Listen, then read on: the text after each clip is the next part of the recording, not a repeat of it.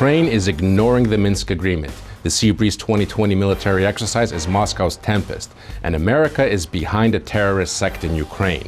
Disinformation never stops, but neither do we. Welcome to StopFake, the place where we break down fakes about Ukraine and expose the outlets that generate them. So let's get to it.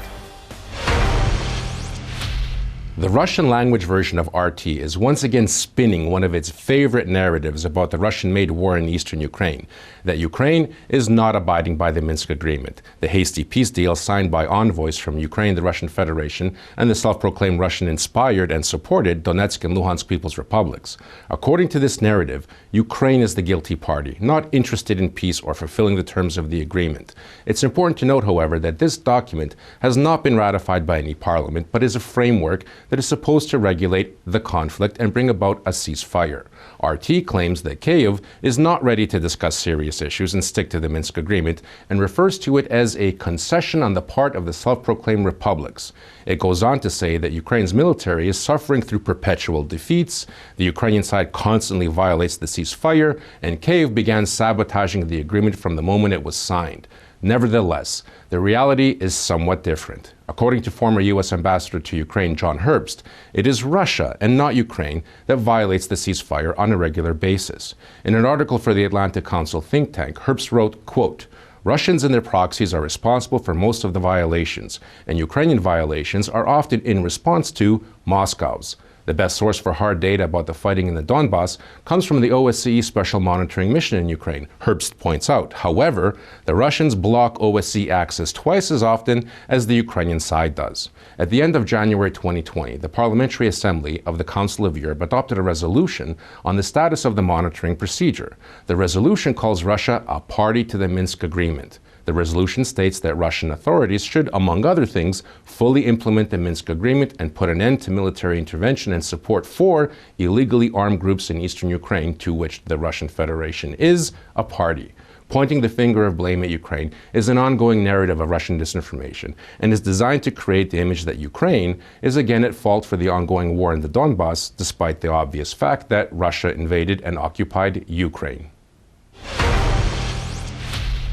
Earlier this month, RT began targeting the 2020 Sea Breeze international naval exercises that are scheduled to be held in Ukraine later this year, calling them overtly anti-Russian and nothing more than an expression of military and political pressure on Moscow.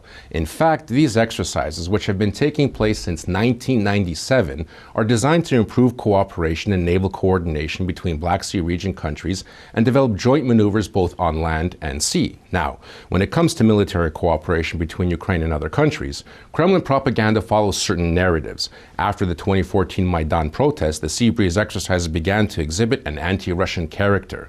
The Sea Breeze exercises and other joint military maneuvers between Ukraine and NATO testify to the fact that Ukraine has become an anti-Russian base. And Ukraine is not a member of NATO and is unlikely ever to be, but just like the Baltic states, it has achieved great success in serving its Western overlords who are trying to exert military and political pressure on Russia. RT then goes on to say that Ukraine's navy is in a deplorable state, that it is the weakest link in the country's armed forces, and that it cannot be revived. Again, the Sea Breeze multinational military exercises have been held in Ukraine since 1997, in accordance with the Memorandum of Cooperation and Understanding signed by the Ukrainian Ministry of Defense and the American Defense Department way back in 1993. This year, 20 countries will participate in the Sea Breeze exercises, including Bulgaria, the United Kingdom, Georgia, Denmark, Estonia, Canada, Latvia, Lithuania, Moldova, Norway, Poland, Romania, Turkey, and Sweden. This year, Japan and South Korea will be taking part in the exercises for the first time. Just like a typical bully in the playground, last year as the Sea Breeze exercises unfolded, Russia deliberately blocked parts of the Black Sea to participating vessels. The Kremlin's online newspaper, Ukraina.ru, a notorious source of Russian disinformation, declared the United States is continuing its policy of imposing American values on other states and interfering in their internal affairs.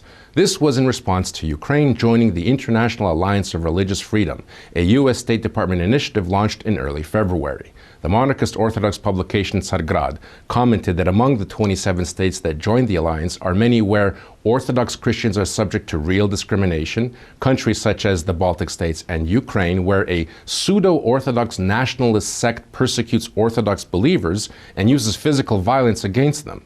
Another Kremlin faithful publication, RIA Novosti, declared that the goal of the alliance is to, quote, interfere in the affairs of other countries in the interests of the United States and to protect terrorists and extremists. Now, the International Alliance of Religious Freedom is an extension of the United States official policy of religious freedom and religious protections.